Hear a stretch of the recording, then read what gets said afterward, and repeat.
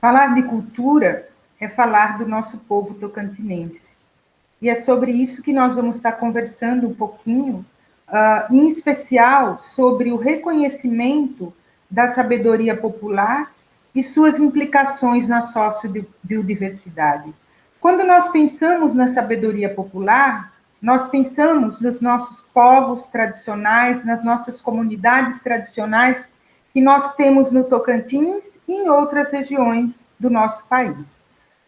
E vale dizer que essa sabedoria popular, esse reconhecimento que se faz necessário, ele está implícito em diferentes práticas que essas comunidades desenvolvem, fazendo uso da biodiversidade. Né? Então, o nosso cerrado, bastante rico, bastante diverso, claro que vale dizer, o cerrado em pé tem esse valor, e juntamente com toda essa biodiversidade, nós temos, né, a presença do homem, que desenvolve as suas práticas, os seus artesanatos, os seus alimentos, as suas roças, mas que é preciso que haja reconhecimento. Eu sou Conceição Previeiro, trabalho na instituição, no Centro Universitário Luterano de Palmas, e nós vamos falar um pouquinho sobre isso. Para Azevedo, ele destaca que a cultura é formada por elementos explícitos e elementos implícitos. Né? Então, ele identifica como elementos implícitos os elementos, né, da cultura, que são as crenças, os medos, a visão do mundo, a concepção ética sobre determinada situação, os valores.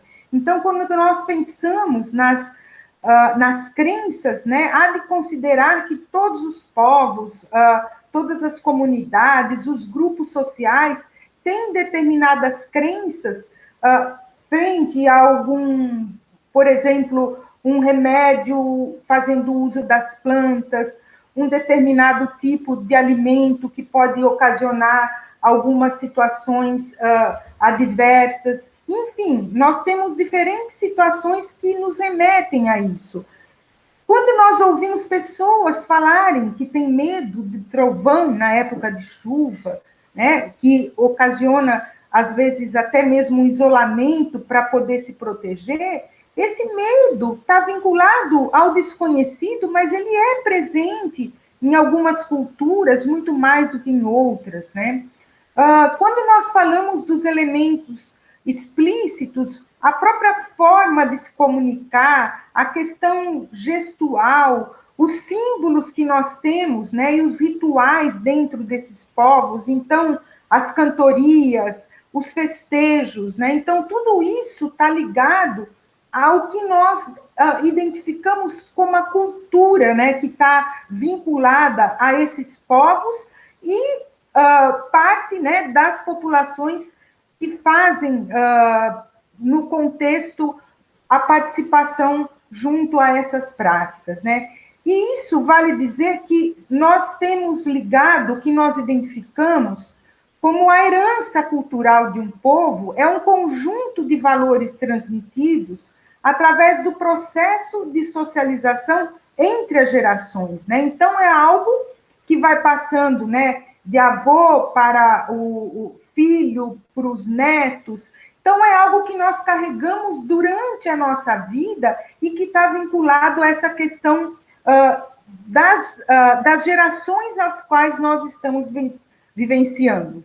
E que um modo dinâmico vai criando uma interação de diferentes elementos geográficos, ambientais, sociais e outros fatores externos, e que de uma perspectiva antropológica irá afetar os modos de ser, pensar e de agir de uma pessoa. Né? Então, se nós formos buscar na nossa memória afetiva, dentro, né, dos valores, dos conceitos que nós fomos elaborando durante a nossa vida, nós vamos, né, nos remeter a situações que muitas vezes está ligado àquilo que o meu avô fazia, que o meu bisavô também já de alguma maneira praticava. E essa herança, ela como está vinculada, né, a essa questão da cultural, ela perpassa em todas as áreas, né, do nosso viver, do nosso dia a dia. E a importância que isso tem no contexto da formação das pessoas, né? Que importante nós podermos ter uma herança cultural que está vinculada a valores, ao nosso território, de onde nós viemos, ao mundo que nós pertencemos. Então, isso é algo que tem que ser reconhecido. E esse reconhecimento, ele está vinculado a uma questão, né, de ancestralidade, que a gente percebe que no transcorrer, né, do desenvolvimento do mundo, e aí eu coloco isso entre aspas, porque o desenvolvimento muitas vezes ocasiona a perda de outras situações que acabavam sendo preservadas no âmbito dos grupos sociais, e que, fato ao progresso, àquilo que talvez não tenha importância para o outro, deixa de existir, né? Então, eu sempre me pergunto, né, qual é a herança cultural que as nossas crianças vão levar do mundo de hoje? Então, a importância de valorizar esse conhecimento que nós temos vinculado nesses grupos sociais. Grupos esses que nós também pertencemos, né? Então, nós fazemos parte desse processo.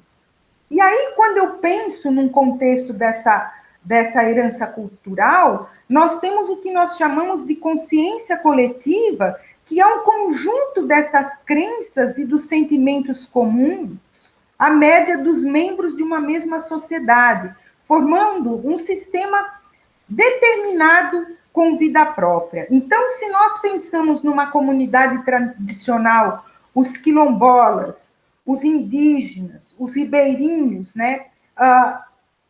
Vai haver entre esses grupos sociais uma consciência coletiva sobre o que eles carregam diante da sua história, né? Para que possa ser repassado para as outras pessoas, quer seja, muitas vezes, na sua maioria, do mesmo grupo social, mas outras pessoas também têm acesso, né? Então, quem que não aprecia uma festividade que ocorre em Natividade, em Porto Nacional, em Monte do Carmo? Então, nós temos, no estado do Tocantins, diferentes cidades, diferentes territórios que celebram, comemoram o que nós identificamos como consciência coletiva num conjunto dessas crenças que são formados esses grupos sociais. E mais do que isso, o ser humano, né, é um animal amarrado a teias de significados, que ele mesmo teceu, assume a cultura como sendo uma dessas teias de sua análise. Portanto, não como uma ciência experimental em busca de leis, mas como uma ciência interpretativa à procura do significado. Se nós buscarmos, né, na nossa vida, no contexto dos grupos que nós vivemos, nós somos sim amarrados a significados. Então, vamos dar um exemplo, né, dessa época que antecede ou que nós vivemos no Cerrado, que é o período sem a chuva, né, em que há um período mais seco, mas é a época em que os frutos, na sua maioria do Cerrado, é quando eles frutificam. Então, aquilo que nós chamamos, olha, é a época do piqui, é a época da mangaba, vinculado não somente a um produto, né, que é o fruto do piqui, que é a mangaba, que é o baru, mas aos significados que isso traz, né? Então, é comum nós vermos famílias que se reúnem para fazer uma galinhada em volta, né, dentro desse período, considerando ir no mato para coletar o piqui e depois fazer todo um movimento em cima disso. Então, nós temos vários significados nas nossas vidas que nos remetem a essa questão cultural, aquilo que nós trazemos, né, na nossa ancestralidade e que é preciso ser preservado, né? E aí, dentro desse contexto, nós temos o que é identificado como povos e comunidades tradicionais.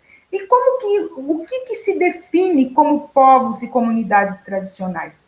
São grupos culturalmente diferenciados, olha, né, já destacando a questão cultural, e que se reconhece como tais, que possuem formas próprias de organização social, que ocupam e usam seus territórios e recursos naturais como condição para a sua reprodução cultural, social, religiosa, ancestral e econômica, utilizando conhecimentos, inovações e práticas geradas e transmitidos pela tradição.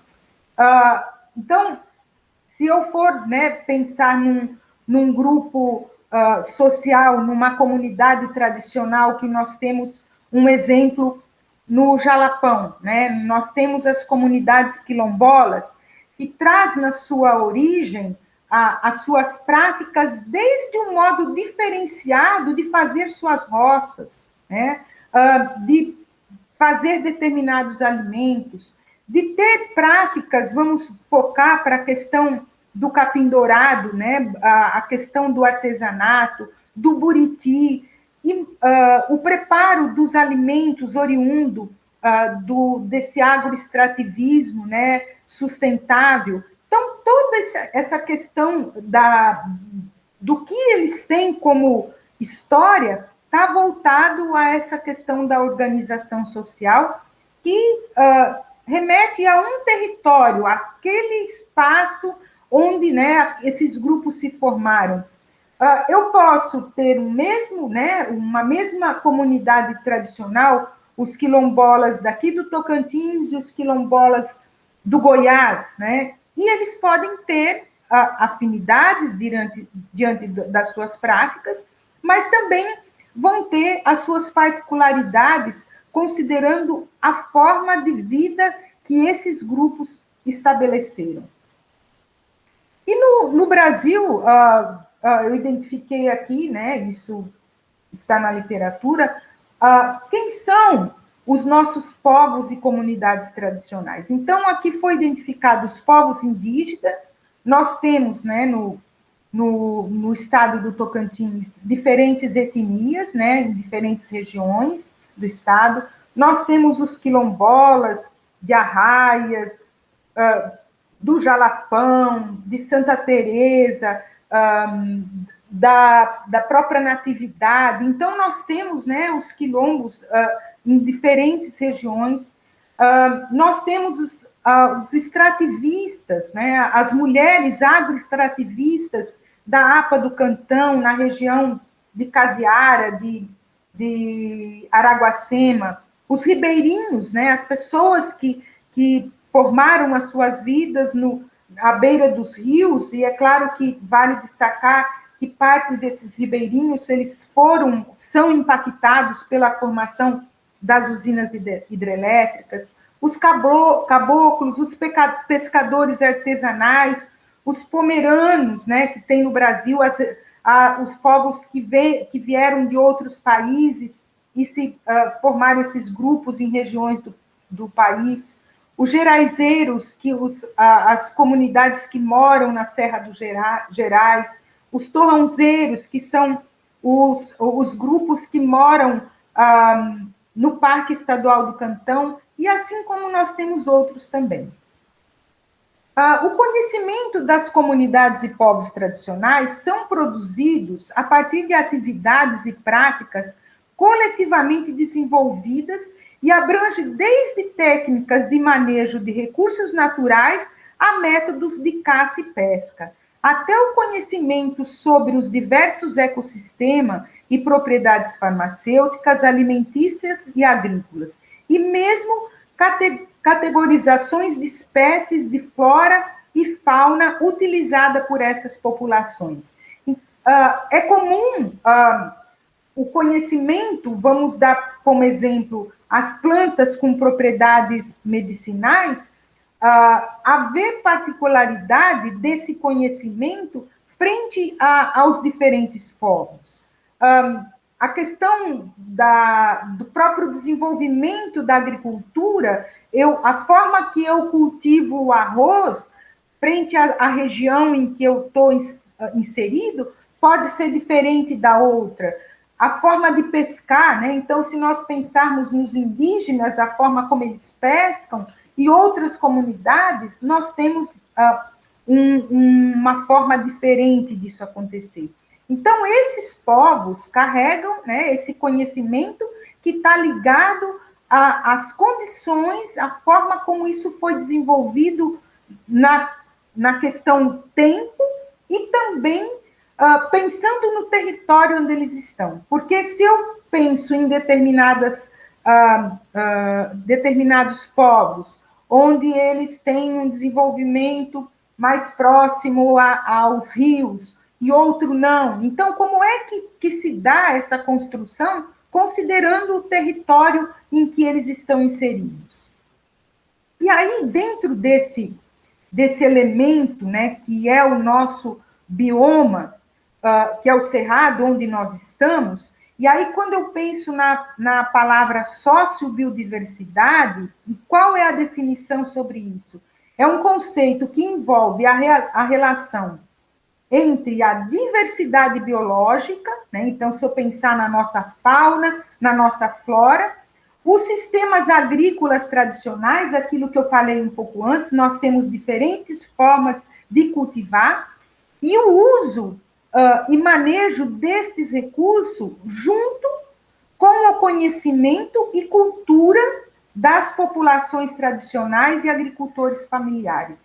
Então, o elemento que abrange a sociobiodiversidade, ele está inserido a presença do homem. Esse conhecimento ou esse reconhecimento que se faz necessário, não tem como você desmembrar no sentido da conceituação quando você pensa na sua plenitude como algo que está integrado. Então, a biodiversidade, que pode ser tanto de uma forma natural, então um bioma conservado, como os sistemas agrícolas tradicionais. E o que nós podemos, né, gerar em função desse elemento da sociobiodiversidade, juntamente com o conhecimento das comunidades e povos tradicionais? São bens e serviços gerados a partir de recursos da biodiversidade, voltados à formação de cadeias produtivas de interesse de povos e comunidades tradicionais e de agricultores familiares, que promovem a manutenção e valorização de suas práticas e saberes e asseguram os direitos decorrentes, gerando renda e promovendo a melhoria da sua qualidade de vida e do ambiente em que vivem. É comum, né, nós termos nessas comunidades determinadas práticas que estão vinculadas aos recursos da biodiversidade e que, juntamente com esse conhecimento, projetaram, né, cadeias produtivas dentro de um determinado produto. Então, se eu pensar nas mulheres quebradeiras de coco que nós temos na região do Bico do Papagaio, hoje existe uma formação dessas cadeias produtivas em cima do babaçu, que gera renda, promove a melhoria da qualidade de vida dessas mulheres, o empoderamento como mulher, o reconhecimento como tal. Então, são diversos os produtos que são oriundos do babaçu, né? E assim como nós temos outros elementos da biodiversidade que também têm esse desenvolvimento no âmbito do estado do Tocantins, que está vinculado a esse conhecimento, à questão cultural, à questão da ancestralidade. E como que, né, permanecer viva a herança cultural, a consciência coletiva e os significados? Qual é o nosso papel, né? Como cidadãos, como poder público, como universidade, como cientistas? O fato, né, eu entendo de nós estarmos falando sobre isso, já é um sentido de uma provocação, de um reconhecimento, né, dessa herança cultural, dessa consciência coletiva dos nossos povos. Mas cada poder dentro, né, do seu papel tem, né, algo a ser zelado, a ser cumprido. Então, daí a importância de reconhecer que há esse conhecimento dentro desses povos e o significado disso para os grupos sociais. E de que forma isso pode ser trabalhado, planejado, de maneira que haja um direcionamento a permanecer vivo. E eles têm, né, esses povos, por direito, e há leis que dão proteção jurídica a esses conhecimentos tradicionais, mecanismos que regularizam as relações entre os detentores e prospectores. Eu posso ser um agroextrativista e coletar determinada matéria-prima oriunda do cerrado, de maneira a poder fazer o processamento ou vender essa matéria-prima, né, para os prospectores que vão estar projetando aquilo. Mas nós temos mecanismo hoje que regulariza eu, coletor, e você, comprador. Advoga-se que os conhecimentos destas comunidades devem ser considerados parte integrante dos sistemas de inovação formalmente estabelecidos. Desse modo, reconhecidos no âmbito dos regimes de proteção à propriedade intelectual. Então, a proteção hoje, regulamentada pela legislação, ela não está somente vinculada a um produto, a uma matéria-prima, ao pequi, ao baru, ao babaçu. O conhecimento que esses povos têm, tem também a proteção no que tange a sua propriedade intelectual. E aí nós temos algumas leis, né, no país, o decreto 6.040 de 2007, que institui a Política Nacional de Desenvolvimento Sustentável dos Povos e Comunidades Tradicionais, que o objetivo geral é promover o desenvolvimento sustentável desses povos, com ênfase no reconhecimento, fortalecimento e garantia dos seus direitos territoriais, sociais, ambientais, econômicos e culturais. Então, é algo que hoje está regimentado no âmbito do nosso país. O decreto 6.476 de 2008, que promulga o Tratado Internacional sobre os Recursos Fitogenéticos para a Alimentação e Agricultura, que tem como objetivo a conservação e o uso sustentável dos recursos fitogenéticos para alimentação e agricultura e a repartição justa e equitativa dos benefícios derivados da sua utilização. Então, se tem uma empresa que vai na Amazônia comprar um determinado produto, uma matéria-prima para fazer um cosmético, por exemplo, esse produto ele vem carregado não somente como matéria-prima, mas como algo que também sustenta, né, a questão desse tratado internacional e que promove uma repartição justa e equitativa desses benefícios. A Lei 13.123, de 2015, dispõe sobre o acesso do patrimônio genético, sobre a proteção e ao conhecimento tradicional associado e sobre a repartição de benefícios para a conservação e uso da biodiversidade, dando garantia, né, dentro disso que nós estamos falando. Então, qual o status desse conhecimento tradicional no mundo contemporâneo? Algo a ser conservado, superado, transformado? Como protegê-lo de expropriação indébita? Daí a importância desses povos se organizarem, né? Já há uma organização no âmbito, mas na questão do conhecimento e da prospecção, que em especial essas leis garantem, não somente os produtos que são oriundos desses povos, mas também o conhecimento, né, intelectual. E aqui eu vou estar mostrando, né, algumas imagens de alguns povos e comunidades tradicionais que nós temos aqui no Tocantins, frente a algumas vivências que eu trago, né, do trabalho que eu realizo. Então, aqui nós temos o Quilombo do Prata, né, o senhor Salomão, que é chamado de doutor, frente à sua exímia sabedoria, e aqui é uma forma como, por exemplo, eles conservam o seu milho para plantio na própria roça, na palha, entre um período de chuva e o outro para poder fazer um novo plantio. Aqui ele mostrando, né, toda a sua alegria, aqui no momento em que nós tivemos na comunidade do Prata, num evento, o qual a comunidade participou, nós participamos e ficamos na comunidade, com base no turismo de base comunitária. A Mãe Preta, né, que é uma outra senhora lá da comunidade do Prata, com uma sabedoria imensurável frente às plantas, às formas de cultivo, e eu aqui sendo presenteada por uma cabaça. Uma prática que está vinculada também às festividades que eles desenvolvem, que é a festa da rapadura. Quase todos os lotes lá do Quilombo têm um pequeno engenho que eles têm como prática histórica fazer uso, né, da cana-de-açúcar para fazer o melaço, para fazer a rapadura, para fazer o açúcar.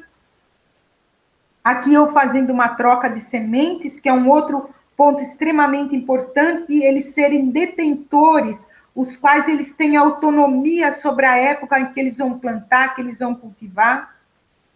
Aqui as mulheres agroextrativistas da APA do Cantão, elas tanto processam frutos nativos, quanto também algumas espécies que são cultivadas no contexto da extração do óleo. Então, há um grupo de mulheres formado no âmbito dos assentamentos que tem na região e que tem uma produção e um reconhecimento dentro do trabalho que realizam, né? Então, aqui foi numa reunião de participação com essas mulheres, né, em um momento de grande aprendizagem.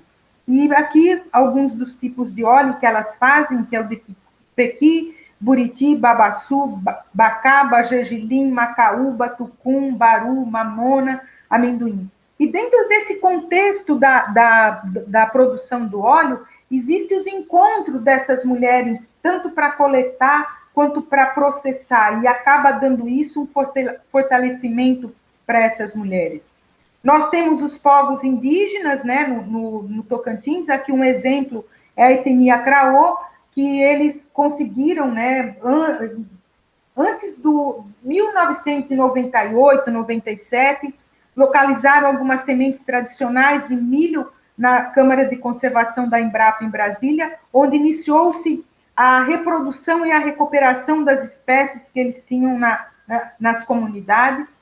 Aqui nós participamos já em várias feiras de troca de sementes na etnia Craô, e o que eu falo, num momento de encontro desse, além de você ter a troca das sementes, as festividades, as cantorias, danças, então, tudo isso vinculado a um rito da cultura, as práticas de cultivos deles. Aqui nós participando, né, de uma feira de troca, aí cada etnia leva suas sementes e lá se faz as trocas. E aqui também um ancião, né, dentro da etnia, verbalizando o seu conhecimento dentro do momento em que nós estamos vivenciando. Nós também temos aqui a comunidade quilombola, Cocalinho, que fica em Santa Fé do Araguaia, né? Aqui uma imagem com a dona Juscelina, uma grande representante no grupo lá da comunidade, e nós fomos também participar de uma feira de troca de sementes, né? Então, é o que eu falo, junto a esse momento da feira, existem outros momentos de festividade, de dança, tudo vinculado aos seus ritos, aos seus símbolos. Aqui nós temos o torrão, né, no Parque Estadual do Cantão, que é onde eu mensurei antes sobre a questão dos torrãozeiros, frente ao enchimento no período das águas, né, de parte das terras, e onde eles têm também a sua forma características de cultivo, Aqui a Dona Maria, uma senhora que já veio a óbito, mas assim com uma forte representatividade, né? Então mostrando quem é o seu vizinho. O meu vizinho é o rio, né? É o contexto de como eu planejo e trabalho na questão da vazante, né? Que é bem conhecido pelos ribeirinhos. E aqui eu vou dar alguns exemplos do patrimônio genético que eu coloquei alguns exemplos. Nós temos um cenário bastante rico quando nós pensamos no nosso bioma cerrado, né? Então, a mangaba, nós temos no estado de Tocantins, o Instituto Mangaba, que é um grupo fortalecido na cidade de Goianorte, que tem essa festividade ligado também a uma prospecção de aumentar a produção, de fazer cultivo. Nós temos o Baru também com grande potencial, tanto na questão da produção de alimento, como a castanha para fazer o artesanato. Nós temos a pimenta de macaco, que além é usada na alimentação humana, também serve como inseticida natural. O murici, que é muito apreciado pelos povos, né, dos nossos territórios, que tanto faz suco quanto faz sorvete. Então, nós temos diferentes formas de uso e reconhecendo esses usos frente aos grupos que nós temos distintamente. Nós temos as sementes crioulas, que parte dessas comunidades, como eu disse, são detentoras dessas sementes, que têm autonomia, né, entre um ciclo e outro de cultivo, de ter as suas sementes para plantio. Então, são sementes que são preservadas, que são mantidas. O nosso buriti, né, que além do sabor exótico diferenciado, nós temos também no contexto do artesanato. Então, praticamente, todo o buriti, né, ele tem um aproveitamento, mas vale dizer que todas essas espécies, né, que eu estou demonstrando aqui, elas só têm o seu valor se elas estiverem em pé, né? Então, é fato que o desmatamento ocasiona muito a perda dessas práticas, né, desses alimentos, de parte daquilo que se faz os nossos artesanatos, que se faz móveis. Então, aqui a raspa do buriti, que pode ser guardado, conservado para o período de entre-safra. Nós temos o babaçu, como eu falei anteriormente, né? Há regiões com uma predominância maior no norte do nosso estado, lá na região do Bico, né, que faz junção com o Maranhão, mas nós temos também em outras regiões um quantitativo menor e praticamente se aproveita todo o coco e a palha também para o artesanato, né? Então, aqui uma demonstração das mulheres quebradeiras de coco lá do Bico do Papagaio.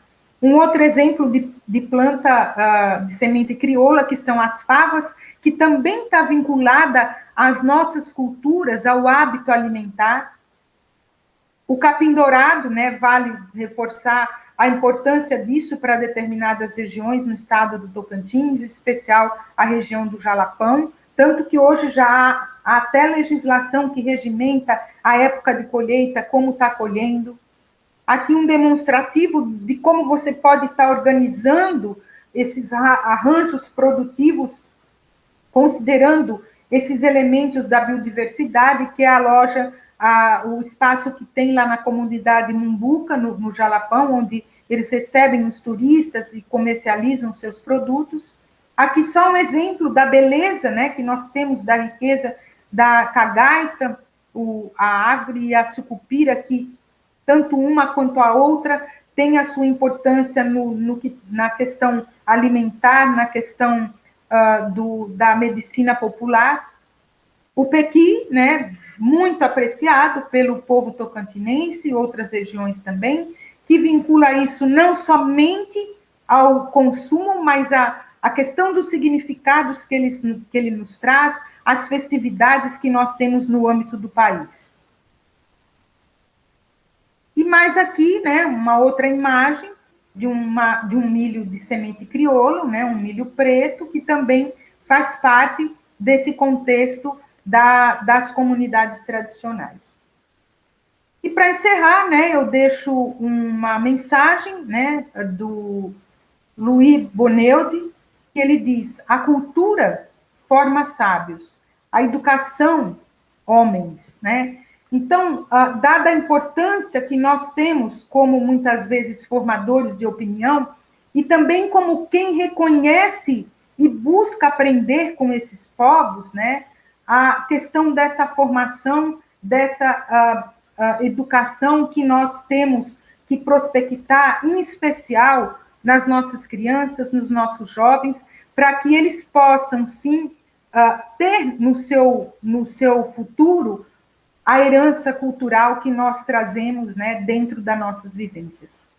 Eu agradeço o meu contato, previero@ceup.edu.br, o telefone, e como eu disse, eu sou vinculada ao Centro Universitário Luterano de Palmas, e nós temos aqui tanto o curso de agronomia quanto o curso de medicina veterinária, que compõem o quadro da área em que eu atuo.